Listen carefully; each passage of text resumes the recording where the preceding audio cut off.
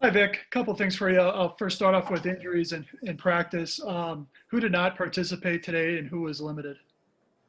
Tachu, Spencer, Reisner, and Beck did not participate. Hamler limited. Okay. And then Chubb, Fant, and Purcell? Yeah, they were either limited or full. Okay, gotcha.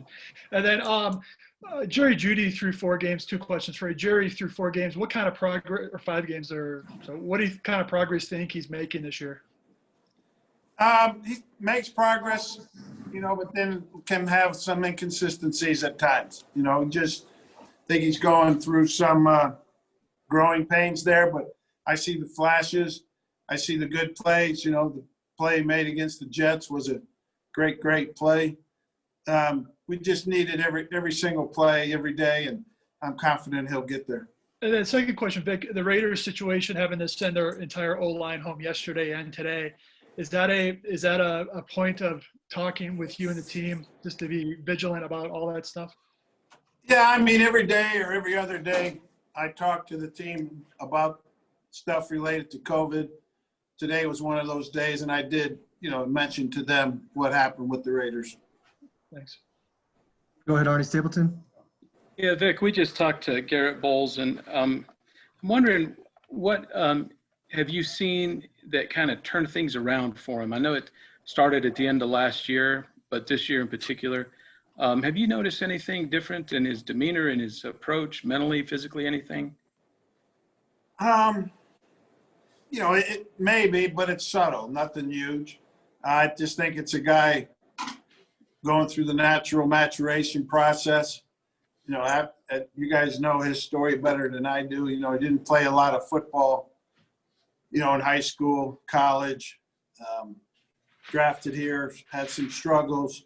But I think, being with Mike the second year, having some comfortability with the coaching staff. I talk to him a lot. I just think the maturation process is taking effect. And then secondly, completely unrelated, but how has Hamler looked this week? You still feel pretty positive about him playing this weekend?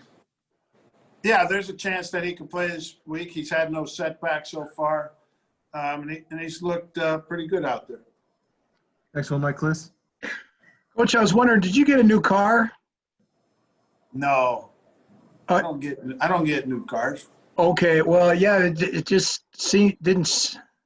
It seems like there's a different car parked in your parking space there. Yeah, this week. Little deal with the players last week that if we won and certain other things happened, I was giving up my parking spot to a player for the week. So who's in there? Okwuegbunam to start, and it's his for the week. He should be giving it to some veteran players, though. And how come he got it? When he caused a fumble there in the game. Okay. Next one, Troy Rank. Coach, with snow in the forecast for Sunday, does that change how you would look at a game where normally you'd think Chiefs got to score 30 to beat them in the last few years? Does that change how you would view this type of game and what would be the winning formula? It possibly could. It all depends until we get there on Sunday and see the exact conditions we're in, the conditions of the field. When we played them in that second game last year and it snowed, I really didn't think it looked worse than it was. I didn't think it affected the offenses too much. It didn't affect theirs for sure. So, I mean, yeah, it could, but I don't think you can answer that until you exactly see what you're dealing with. Next one, Zach Stevens. Hey, Coach, I got two for you. The first one, do you make other deals with the players like that in terms of, like, giving up parking spots and such? I've done it a couple times over the years, but not much.